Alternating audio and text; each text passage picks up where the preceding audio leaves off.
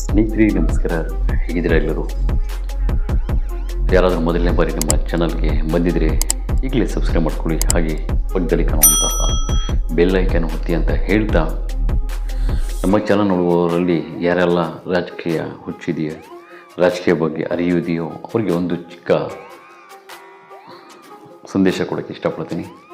ಅದು ಏನಂದರೆ BJP ಪಕ್ಷದ ಕುಂದುಕೊರತೆ ಬಗ್ಗೆ. BJP ಪಕ್ಷವು ಮೊನ್ನೆಯಷ್ಟೇ ನಡೆದಿರುವಂತಹ MP ಚುನಾವಣೆಗಳಲ್ಲಿ ಹಿಂದಿನ 5 ವರ್ಷದ ಅವಧಿಯಲ್ಲೂ ಆಗಿರೋ ಗೆಲುವು ಮತ್ತು ಈ ಸಲ ಆಗಿರುವ ಗೆಲುವಿಗೆ ತುಂಬ ವ್ಯತ್ಯಾಸವಿದೆ. ಬಹುಮತವಾಗಿ ಗೆಲ್ಲಕ್ಕೂ ಇವರಿಗೆ ಆಗಿಲ್ಲ. ಅದಕ್ಕೆ ಮುಖ್ಯ ಕಾರಣ ದೇಶದಲ್ಲಿ ಕೆಲವೊಂದು ರಾಜ್ಯಗಳಲ್ಲಿ ನಡೀತಿರುವಂತಹ ಕೋಮು ಗಲಭೆಗಳು, ಜಾತಿ ರಾಜಕೀಯ ಮತ್ತು ಪಕ್ಷದ ರಾಜಕೀಯ ಇಷ್ಟೆಲ್ಲ ನಡೆದು ಇಷ್ಟೆಲ್ಲ ಕುಗ್ಗಿದ್ರೂ BJP ಪಕ್ಷ ಆದರೂ ಮೋದಿಗೆ ಅನ್ನೋದು ತಲೆಗೆ ಹೋಗ್ತಾ ಇಲ್ಲ. ಮೋದಿಯ ಬದಲಾವಣೆಗಳಲ್ಲಿಲ್ಲ. ಮೋದಿಯಲ್ಲಿ ಇರೋದು ಕೇವಲ ಜಾತಿ ರಾಜಕೀಯ ಮತ್ತು ಶೋಕಿ ರಾಜಕೀಯ ಅಷ್ಟೇ, ಯಾವುದೇ ರೀತಿಯ ಮತ್ತು ಸಾಲದ ರಾಜಕೀಯ. ಇಡೀ ದೇಶದ ಸಾಲ ಮೋದಿ ಬಂದ ಮೇಲೆ ಸುಮಾರು ಪಟ್ಟು ಜಾಸ್ತಿ ಆಗಿದೆ. ಈ ಸ್ವಾಮೀಜಿಯವರು ಬರೋ ಮುಂಚೆ 52 ಲಕ್ಷ ಕೋಟಿ ಇತ್ತು ನಮ್ಮ ದೇಶದ ಸಾಲ. ಇವತ್ತು 250 ಲಕ್ಷ ಕೋಟಿ ಸಾಲ ಮಾಡಿದ್ದಾರೆ ಸಾಹೇಬರು. ಆದರೆ ಕುರಿಗಳ ಥರ ಹುಚ್ಚಿಡ್ತಾರ ಮೀಡಿಯಾದವರು ಇವ್ರಿಗೆ ಹೈಲೈಟ್ ಮಾಡಿಟ್ಟಿದ್ದಾರೆ, ಬೋಲಿ ಸೂಳೆ ಮಕ್ಕಳು. ಯಾಕೆಂದರೆ ಹಣ ಕೊಟ್ಟರೆ ಏನು ಬೇಕಾದರೂ ಇಲ್ಲದಿರೋದು ಸುದ್ದಿ ಮಾಡೋದು, ಒಬ್ರಿಗೆ ಹೈಲೈಟ್ ಮಾಡೋದು, ಕಳ್ಳನಿಗೆ ನಾಯಕ ಮಾಡೋದು, ಒಳ್ಳೆ ನಾಯಕತ್ವ ಇರೋನಿಗೆ ಕಲ್ಲ ಮಾಡೋದು, ಈ ರೀತಿ ಮಾಡ್ತಾ ಇದ್ದರೆ ಇನ್ನೆಲ್ಲ ದೇಶ ಬೆಳೆಯುತ್ತೆ. ಯಾಕೆ ಈ ರೀತಿ ಹೇಳ್ತೀನಿ ಅಂದರೆ, ಇವತ್ತು ಇಡೀ ದೇಶದಲ್ಲಿ BJP ಪಕ್ಷ ಸೋಲಿಗೆ ಅತಿ ಮುಖ್ಯವಾದ ಕಾರಣ UP ರಾಜ್ಯದಲ್ಲಿ ಹೀನಾಯವಾಗಿ ಸೋಲು ಆಗಿರುವಂತಹ MP ಚುನಾವಣೆಯಲ್ಲಿ ಅತಿ ಹೆಚ್ಚು MP ಸ್ಥಾನ ಹೊಂದಿರುವ ರಾಜ್ಯ ಅಂದರೆ ನಮ್ಮ ದೇಶದಲ್ಲಿ UP. ಆದರೆ UPನಲ್ಲೇ ತುಂಬ ಕಡಿಮೆ ಸ್ಥಾನವನ್ನು ಗೆದ್ದು ಇವತ್ತು ಬಹುಮತ ಪಡೆದೇ ಇರೋಕ್ಕೆ ಕಾರಣ BJP ಪಕ್ಷ, UP ಸರ್ಕಾರದ UP ರಾಜಕೀಯ, UPಯಲ್ಲಿ ಆಡಳಿತ ಮಾಡ್ತಿರುವಂತಹ ಅಯೋಗ್ಯ ಯೋಗಿ ಆದಿತ್ಯನಾಥ್. ಯಾಕೆ ಈ ರೀತಿ ಅಯೋಗ್ಯ ಅಂತ ಹೇಳ್ತೀನಿ ಅಂದರೆ, ಈತ ಕೇವಲ ಜಾತಿ ರಾಜಕೀಯ ಮಾಡ್ತಾಯಿದ್ದಾನೆ ಬಂದು 10 ವರ್ಷದಿಂದ. ಯಾರಾದರೂ ಒಂದು ಮುಸ್ಲಿಮರಲ್ಲಿ ಒಂದು ಚಿಕ್ಕ ಕೇಸ್ ಸಿಕ್ಕರೆ ಸಾಕು, ಚಿಕ್ಕ ಒಂದು ಚರ್ಚೆಗೆ ಬಂದರೂ ಸಾಕು, ಅವ್ರ ಮನೆ ಮೇಲೆ JCB ಕಳಿಸೋದು, ಮನೆ ಬೀಳಿಸೋದು. ಮತ್ತು ಯಾರಾದರೂ ಹೆಣ್ಮಕ್ಳಿಗೆ ಅತ್ಯಾಚಾರಗಳು ಮಾಡಿದ್ದಾರೆ ಅಂದರೆ ಆ BJP ಪಕ್ಷದಲ್ಲಿರುವಂತಹ ಹುಡುಗರಾಗಲಿ, BJP ಪಕ್ಷದಲ್ಲಿರೋರು ಯಾರೇ ಅತ್ಯಾಚಾರ ಮಾಡಿ ಒಂದು ಪ್ರಾಣ ತೆಗೆದರೂ, ಹೆಣ್ಮಕ್ಳ ಮೇಲೆ ಎಷ್ಟೇ ಅತ್ಯಾಚಾರ ಮಾಡಿದ್ರು BJP ಪಕ್ಷದಲ್ಲಿದ್ದಾರೆ ಅಂದರೆ ಮಾತ್ರ ಯಾವ ಕೇಸ್ ಮಾಡಲ್ಲ. ಬದಲಾಗಿ ಕೇಸ್ ಮಾಡಿರೋರ ಮೇಲೆ ಅವ್ರ ಮೇಲೇ ತನಿಖೆ ಮಾಡಿಸಿ ಅವ್ರಿಗೆ ಶಿಕ್ಷೆ ಕೊಡೋ ರೀತಿಯಲ್ಲಿ ನಡೀತಾ ಇದೆ. ಇವತ್ತು ಯೋಗಿ ಆದಿತ್ಯನಾಥ್ ಬಂದ ಮೇಲೆ ಈ UP ರಾಜ್ಯದಲ್ಲಿ ಅತಿ ಹೆಚ್ಚು ಅತ್ಯಾಚಾರಗಳಾಗಿರೋದು, ಅತಿ ಹೆಚ್ಚು ಗಲಭೆಗಳು ನಡೆದಿದ್ದಾವೆ.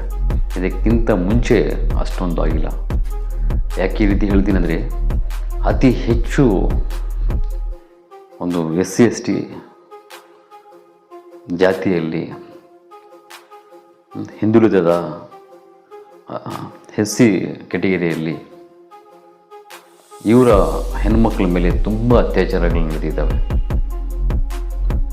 ದಲಿತ ಮಕ್ಕಳಲ್ಲಿ ಯಾರೇ ಅತ್ಯಾಚಾರ ಮಾಡಿದ್ರು ಅದಕ್ಕೆ ಗಮನ ತಗೊಳ್ಳಲ್ಲ. ಆ ಅತ್ಯಾಚಾರಗಳು ಮಾಡಿರೋರು BJP ಪಕ್ಷದವರಾದರೆ ಅವ್ರ ಮೇಲೆ ಯಾರು ಕೇಸ್ ಮಾಡೋಂಗಿಲ್ಲ. ಆ ರೀತಿಯ ರಾಜಕೀಯ ನಡೆದಿದ್ದು ಜನ ಸರಿಯಾದ ರೀತಿ ಪಾಠ ಮಾಡಿ ಅಲ್ಲಿ MP ಚುನಾವಣೆಯಲ್ಲಿ ಹೀನವಾಗಿ ಸೋಲಿದೆ BJP.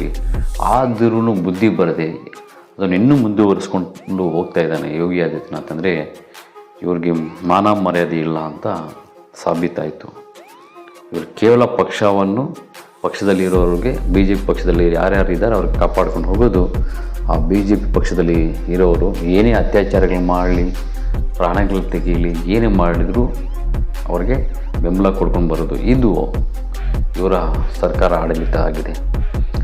ಅದನ್ನೆಲ್ಲ ಗಮನದಲ್ಲಿ ಇಟ್ಕೊಂಡಿರುವಂತಹ ಒಂದು ಸುಪ್ರೀಂ ಕೋರ್ಟು ಸೋಮವಾರ ಚಾಟಿ ಬೀಸು ಯೋಗಿ ಆದಿತ್ಯನಾಥ್ ಮತ್ತು ಮೋದಿಗೆ ಮೆಟ್ಟಲು ಹೊಡೆದಂಗೆ ಮಾಹಿತಿ ಕೊಟ್ಟಿದೆ.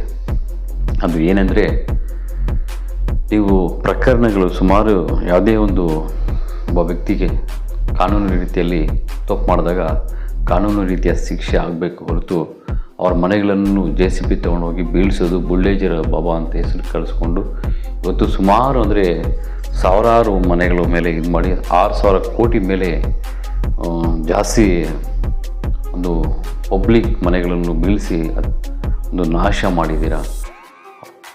ಅವ್ರ ಮೇಲೆ ಕೇಸ್ ಆಗಿರಲ್ಲ, ತನಿಖೆಗೆ ಬಂದು ಯಾವುದೇ ರೀತಿಯ ಅವರ ತಪ್ಪುಗಳಿಲ್ಲ ಅಂದರೂ ಅಂಥವ್ರ ಮೇಲೆ ಕೂಡ ನೀವು ಈ ರೀತಿ ಮಾಡಿದ್ದೀರ.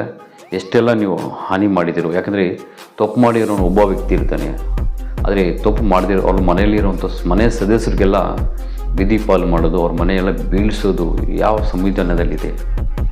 ಈ ರೀತಿ ಮಾಡ್ತಾ ಇರೋದು ಕಾನೂನು ವಿರುದ್ಧ ರೀತಿಯಲ್ಲಿ ಒಂದು ಮುಖ್ಯಮಂತ್ರಿ ಸ್ಥಾನದಲ್ಲಿ ಇದ್ದು ಈ ರೀತಿ ಮಾಡ್ತಿದ್ದೀರಂದರೆ ಯಾರೆಲ್ಲ ನಿಮಗೂ ಈ ರೀತಿಯ ಕಾನೂನು ತಂದರು ಅಂಥೇಳಿ ಮೆಟ್ಟಲು ಹೊಡೆದು ರೀತಿಯಲ್ಲಿ ಹೇಳಿ ಪಾಠ ಮಾಡಿ, ಅಷ್ಟೇ ಅಲ್ಲ ಪಾಠ ಮಾಡಿರೋದು ಅಷ್ಟೇ ಅಲ್ಲ, ಎಷ್ಟೆಲ್ಲ ನೀವು ನಾಶ ಮಾಡಿದಿರೋ ಮನೆಗಳು ಅವ್ರಿಗೆ ಆ ಬೆಲೆಯನ್ನು ಕಟ್ಕೊಡ್ಬೇಕಂಥೇಳಿ ಇವತ್ತು ಸೋಮವಾರ ದಿವಸ ಸುಪ್ರೀಂ ಕೋರ್ಟು BJP ಪಕ್ಷದ ನಾಯಕರಾದ ಮೋದಿ ಸಾಹೇಬ್ರಿಗೂ ಮತ್ತು ಯೋಗಿ ಸಾಹೇಬ್ರಿಗೆ ಇಬ್ಬರಿಗೂ ಇವತ್ತು ಅವ್ರಿಗೆ ನೋಟಿಸ್ ಜಾರಿ ಮಾಡಿದೆ.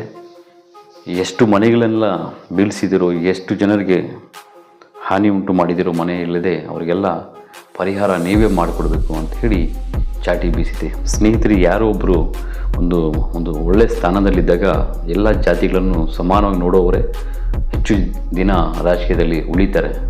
ಅದನ್ನು ಬಿಟ್ಟು ಒಂದು ಜಾತಿಯನ್ನು ಮೇಲವಾಗಿ ಇನ್ನೊಂದು ಜಾತಿಯನ್ನು ಕೀಲುವಾಗಿ ನೋಡೋರು ಯಾವನೊಬ್ಬನೂ ಉಳಿಯಲ್ಲ. ಯಾಕಂದರೆ ಇವತ್ತು ಇಡೀ ದೇಶ ಅಭಿವೃದ್ಧಿ ಆಗಬೇಕಾದ್ರೆ ಎಲ್ಲ ಜಾತಿಯವರು ಸಮಾನವಾಗಿ ಟ್ಯಾಕ್ಸ್ ಕಟ್ತಿದ್ದಾರೆ, ತೆರಿಗೆ ಕಟ್ತಿದ್ದಾರೆ.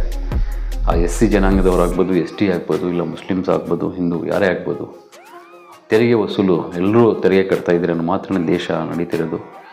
ಇವರು ಮುಖ್ಯಮಂತ್ರಿ ಸ್ಥಾನದಲ್ಲಿದ್ದು ಒಂದು ಯೋಗಿ ಆದಿತ್ಯನಾಥ್ ಹುಚ್ಚಿರ ಥರ ಆಟ ಆಡ್ತಾ ಇದ್ದಾನೆಂದರೆ, ಅವನು ನಡಿಬೇಕಾದ್ರೆ ಅವನು ಓಡಾಡೋ ಪ್ರತಿ ವಾಹನಗಳು ಪ್ರತಿ ಜಾತಿಯವರು ಕಟ್ಟಿರೋದು ಟ್ಯಾಕ್ಸ್ ಹಣದಲ್ಲಿ ಅವನು ನಡೀತಿರೋದು. ಅವನಿಗೆ ಸೆಕ್ಯೂರಿಟಿ ಇರೋದು, ಅವನು ಓಡಾಡುವ ಹೆಲಿಕಾಪ್ಟರ್ ಆಗ್ಬೋದು, ಐಷಾರಾಮಿ ಕಾರುಗಳಾಗ್ಬೋದು, ಆ ಟ್ಯಾಕ್ಸ್ ಹಣ ಎಲ್ಲ ಜಾತಿಯಲ್ಲಿ ವಸೂಲಾಗುತ್ತೆ. ಈ ರೀತಿ ಶಿಕ್ಷೆ ಕೊಡ್ತಾ ಇದ್ದಾರೆ. ಒಂದು ಜಾತಿಯವ್ರಿಗೆ, 2 ಜಾತಿಯವ್ರಿಗೆ, SC ಜನಾಂಗದವ್ರು ಆಗ್ಬೋದು, ಮುಸ್ಲಿಂ ಜನಾಂಗದವರು, ಆ ರೀತಿಯವರು ನಿಮ್ಮ ಟ್ಯಾಕ್ಸ್ ಬೇಡ ಅಂತ ರದ್ದು ಮಾಡಿ ನೋಡೋಣ. ನಿಮ್ಮ ಯೋಗ್ಯತೆ ಇದ್ದರೆ ಟ್ಯಾಕ್ಸ್ ಮಾತ್ರ ಎಲ್ಲ ಕ್ಯಾಸ್ಟ್ ಅವ್ರ ಹತ್ರ ವಸೂಲು ಮಾಡೋದು, ತೆರಿಗೆ ಹಣವನ್ನು.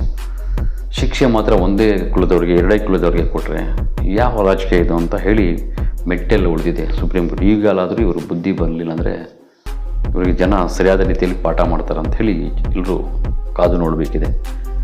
ಸ್ನೇಹಿತರೆ, ನಿಮಗೆ ಈ ಸುದ್ದಿ ಇಷ್ಟ ಆದರೆ ಲೈಕ್ ಮಾಡಿ, ಹಾಗೆ ನಿಮ್ಮ ಅನಿಸಿಕೆಯನ್ನು ಕಮೆಂಟ್ ಬಾಕ್ಸಲ್ಲಿ ತಿಳಿಸಿ.